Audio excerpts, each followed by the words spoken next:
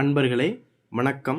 நாம் இன்னைக்கு வீடியோ பதிவில் எதை பற்றின தகவலை பார்க்க போகிறோம் அப்படின்னு பார்த்தீங்கன்னா, முனீஸ்வரன் வசியசித்து எடுக்கக்கூடிய முறையை பற்றி தான் இந்த வீடியோ பதிவில் முழுமையாக நம்ம பார்க்க போகிறோம்.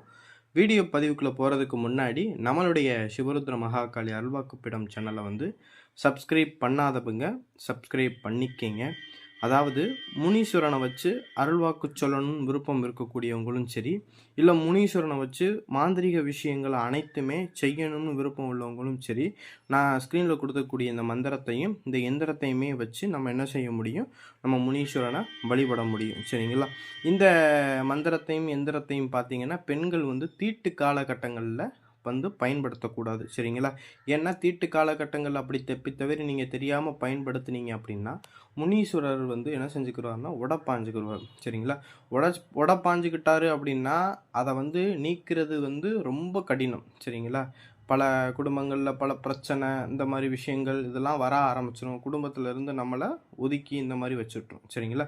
அதனால் இந்த தீட்டு காலகட்டங்களில் பெண்கள் இந்த முனீஸ்வரனுடைய மந்திரம் எந்திரம் வச்சு வழிபடுறதை கொஞ்சம் அந்த காலகட்டங்களில் தவிர்த்துக்கிறது நல்லது. சரிங்களா? இந்த முனீஸ்வரனுடைய மந்திரத்தையும் இந்த முனீஸ்வரனுடைய வசிய எந்திரத்தையுமே வச்சு எந்த முனீஸ்வரனை வேண்டுமானாலுமே நம்ம என்ன செய்ய முடியும், வழிபட முடியும். சரிங்களா? அதாவது பார்த்தீங்கன்னா 108 முனீஸ்வரனையுமே இந்த எந்திரத்தையும் இந்த மந்திரத்தையும் வச்சுமே நம்ம என்ன செய்ய முடியும், வழிபட முடியும். சரிங்களா? அதாவது இந்த முனீஸ்வரர் பூஜையை நம்ம எப்படி செய்கிறது அப்படிங்கிறத இந்த வீடியோ பதிவில் பார்ப்போம். அதாவது இந்த முனீஸ்வரர் பூஜையை ஒரு அமாவாசை அன்னைக்கோ இல்லை ஒரு பௌர்ணமி நாள் அன்னைக்குன்னோ நான் ஸ்க்ரீனில் கொடுத்துருக்கூடிய இந்த எந்திரத்தை ஒரு செப்பு தகட்டில் என்ன செஞ்சுக்கிறேன்னா எழுதி அந்த எந்திரத்தை என்ன செய்யணும்னா மஞ்சள், இளநீர், பன்னீர், சரிங்களா, பன்னீர், விபூதி இந்த இதை வச்சு நீங்கள் என்ன செஞ்சுக்கிறேன்னா அபிஷேகம் பண்ணி முடிச்சுட்டு அந்த எந்திரத்தை விபூதியால் தொடச்சி சந்தனம் குங்குமம்லாம் வச்சு நீங்கள் என்ன செய்றீங்கன்னா உங்களுடைய பூஜை அறையில் ஒரு தீபம் ஒன்று ஏற்றி வச்சுக்கோங்க, நெய் தீபம் ஒன்று ஏற்றி வச்சுக்கோங்க. ஏற்றி வச்சுக்கிட்டு ஒரு விபூதி தட்டில் அந்த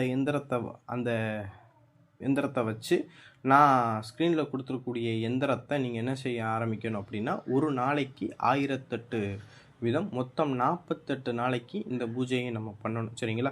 பூஜை பண்ணக்கூடிய காலகட்டங்களில் ரொம்பவும் சுத்தபத்தமாக பயபக்தியோடு இந்த பூஜையை நம்ம பண்ணணும். சரிங்களா? இந்த பூஜைக்கு முதல் நாளும் கடைசி நாளும் மட்டும் நான் சொல்லக்கூடிய இந்த படையலை முனீஸ்வரனுக்கு நீங்கள் வைக்கணும். சரிங்களா? முனீஸ்வரனுக்கு பார்த்தீங்கன்னா என்னென்ன படையல் அப்படின்னு பார்த்தீங்கன்னா புழுங்கரிசி சாதம் வடித்து வச்சுக்கோங்க. புழுங்கரிசி சாதம் வடித்து வச்சுட்டு கோழி குழம்பு ஏதாவது இருந்துச்சுன்னா ஊற்றி, அதாவது சுட்ட ஈரல். சரிங்களா? ஈரலை நம்ம கொஞ்சம் சுட்டு வைக்கணும். கல் கொஞ்சம் வைங்க. சரிங்களா? கல் வைங்க. அடுத்து சாராயம் வைங்க. அடுத்து பன்னீர் கொஞ்சம் வைங்க. ஜவ்வாது, அத்தரு, மறிக்குழந்து, இளநீர், சுருட்டு, அவல், பொரிக்கடலை, தேங்காய், வாழைப்பழம், வெத்தலைப்பாக்கு, பூ இதெல்லாம் இந்த ஒரு வாழை இலையில் வச்சு என்ன செஞ்சுருங்கன்னா ஒரு தட்டில் முனீஸ்வரனுக்கு வேஷ்டியும் துண்டும் எடுத்து வச்சுருங்க. முதல் நாளும் கடைசி நாளும் மட்டும். சரிங்களா? இந்த படையலை வச்ச மற்ற நாட்களெல்லாம் ஒரு டம்ளர் தண்ணி மட்டும் வச்சு நீங்கள் பூஜை பண்ணினாவே போதும். சரிங்களா? இந்த பூஜையை பார்த்தீங்கன்னா மொத்தம் 48 தினங்கள் பண்ணணும். இந்த பூஜை பண்ணக்கூடிய காலகட்டங்களில் ரொம்பவும் சுத்தபத்தமாக இருக்கணும். இந்த பூஜையை பண்ணக்கூடிய காலகட்டங்களில் பெண்கள் மாதாந்திர காலகட்டங்களில் இந்த பூஜையை தவிர்த்துக்கிட்டு மற்ற தினங்கள்ல இருந்து தொடங்கிக்கலாம். சரிங்களா?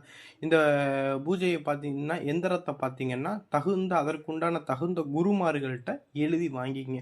அப்படி முனீஸ்வரனை பூஜை பண்ணணும் அப்படின்னு முறைப்படி நீங்கள் முனீஸ்வரனை பூஜை பண்ணணும்னு நினைக்கக்கூடியவங்க முறைப்படி நீங்கள் என்ன செஞ்சுருக்கன்னா முனீஸ்வரனை கும்பிடக்கூடியவங்கள்ட்டையோ இல்லை ஏதாவது ஒரு மாந்திரிகர்கள்ட்ட குருமார்கள்ட்டையும் இந்த எந்திரத்தை அவங்க கையால் எழுதி நீங்கள் வாங்கி பூஜை செய்கிறது ரொம்ப சிறப்பு. சரிங்களா? இந்த எந்திரத்தை நம்ம என்ன செய்யணும்னா 48 நாள் இந்த எந்திரத்தை நம்ம பூஜை பண்ணியாச்சு அப்படின்னா இந்த முனீஸ்வரனுடைய அருள்னால நம்ம முக்காலத்தையுமே அறிஞ்சு குறி சொல்லக்கூடிய அந்த பாக்கியமும் நம்மளுக்கு கிடைக்கும். அதே போல் முனீஸ்வரனோட அருள்னால சகல விதமான மாந்திரீக காரியங்களையுமே நம்ம முனீஸ்வரனோட அருளால் கற்றுக்கிற முடியும். சரிங்களா? அதாவது முனீஸ்வரனை வச்சு சகல விதமான பேய் பிசாசு பில்லி சூனியங்களையுமே நம்ம என்ன செய்ய முடியும், விரட்ட முடியும். முக்காலத்தையுமே தெளிவாக குறி சொல்ல முடியும். சரிங்களா? இந்த வீடியோ பதிவில் உங்களுக்கு ஏதாவது சந்தேகம் இருந்துச்சு அப்படின்னாலும் நம்மள்ட்ட தொடர்பு கொண்டு கேட்டுக்கிறலாம்.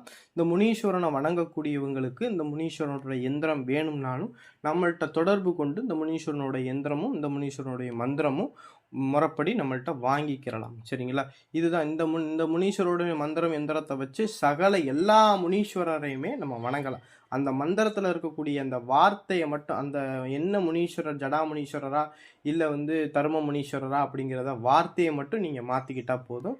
எந்திரத்துலையுமே அந்த ஜடாமுனீஸ்வரரா இல்லை தர்மமுனீஸ்வரராங்கிற அந்த பேரை மட்டும் நீங்கள் மாற்றிக்கிட்டா போதும். அதை வச்சே நம்ம எல்லா விதமான முனீஸ்வரரையுமே இந்த எந்திரம் மந்திரத்தை கொண்டு நம்ம வசியம் பண்ண முடியும், அழைக்க முடியும். சரிங்களா? இந்த வீடியோ பதிவு உங்களுக்கு பிடிச்சிருந்துச்சு அப்படின்னா நம்மளுடைய சிவருத்ர மகாகாளி அருள்வாக்குப்பிடம் யூடியூப் சேனலை சப்ஸ்கிரைப் பண்ணாதவங்க சப்ஸ்கிரைப் பண்ணிக்கிங்க. நன்றி, வணக்கம்.